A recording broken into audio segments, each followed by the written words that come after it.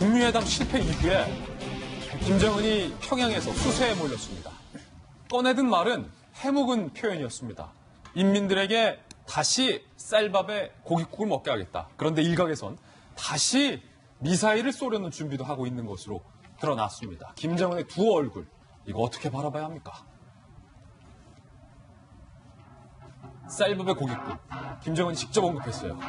흰 쌀밥에 고깃국을 먹으며 비단 옷 입고 좋은 집에서 살게 하려는 것은 수령님과 장군님의 평생 염원이다. 라는 발언. 해묵은, 캐캐묵은 이 밥에 고깃국 얘기를 또 꺼내는 거예요. 그러면서 경제 발전이 절박하다. 자력갱생하자라는 이야기를 꺼내드렸습니다. 그러면서 하나 독특한 이야기를 했는데 김정은이 스스로 수령을 신비화하면 진실을 가리우게 된다. 그러니까 나를 우상화하지 말라라는 메시지를 밝혔어요. 수령에게 인간적, 동지적으로 매혹될 때 절대적 충실성이 우러나오는 것이다. 나를 우상화하지 마라. 라는 이야기를 했는데 먼저 일단 우리 김영주 의원이 이 전형적인 이 독재 국가 또 이 소련이 몰락하는 과정을 또 연구해서 박사학위를 받은 이력이 있기 때문에 쌀밥에 고깃국 궁지에 몰리니까 아쉬우니까 다시 꺼내드렸는데 이거 웬 거예요? 그 쌀밥에 고깃국을 언급했다라고 하는 건 사실은 이제 김정은이가 살아갈 길이 어떤 방향이다. 스스로 살기 위한 선택이 어디에 있다는 걸 우리가 알 수 있는데요.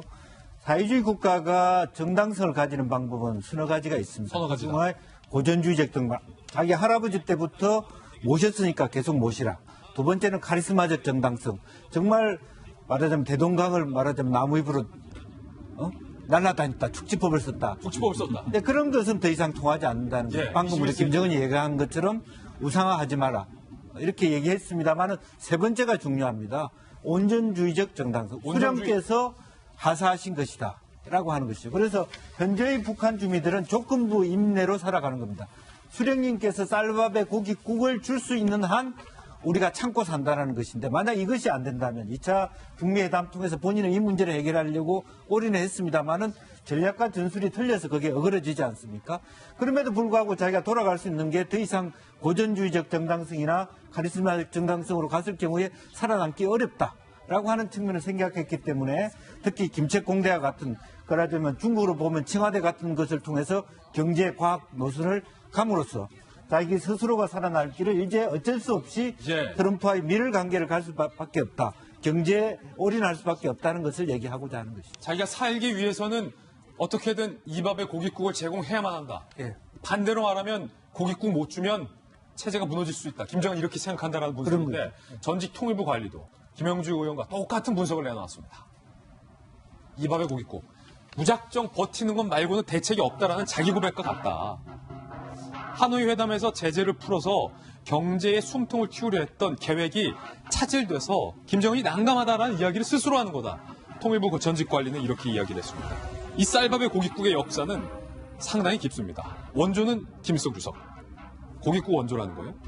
1962년 10월 김일성 제3기 최고인민회의에서 처음으로 언급했던 표현이 이 밥의 고깃국. 94년 사망 때까지 약속을 지키지 못했어요. 이후 수십만 명, 수백만 명이 아사했던 고난의 행군이 역설적으로 찾아오게 되죠.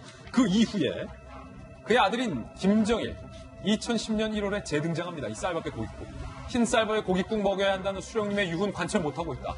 인민들이 강냉이밥 먹는 게 제일 가슴 아프다. 이런 말을 했어요. 그리고 나서 2019년 3월에 김정은이 또 쌀밥의 고깃국을 꺼내 들었는데 북한 주민들이 또 속을 찌는 의문입니다. 수령화하지 말라. 수령을 우상화하지 말라. 김정은 위원장이 이렇게 지시를 했다고 하는데 이 지시와는 정반대로 북한 선전 매체들은 최고 지도자를 우상화했습니다. 그 증거들 직접 살펴보시죠.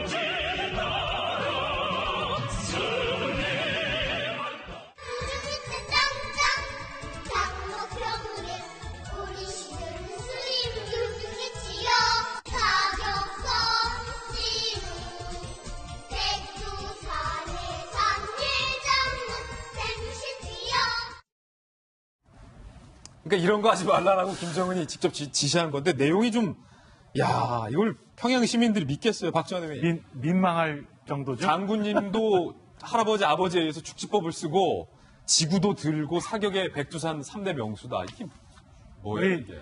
김정은 위원장이 전 열차를 타고 하노이 갈 때 이례적으로 북한 당국이 출발한 장면부터 북한 주민들한테 알리잖아요. 뭐하러 열차 타고 가요? 축지법으로 가지, 그러면.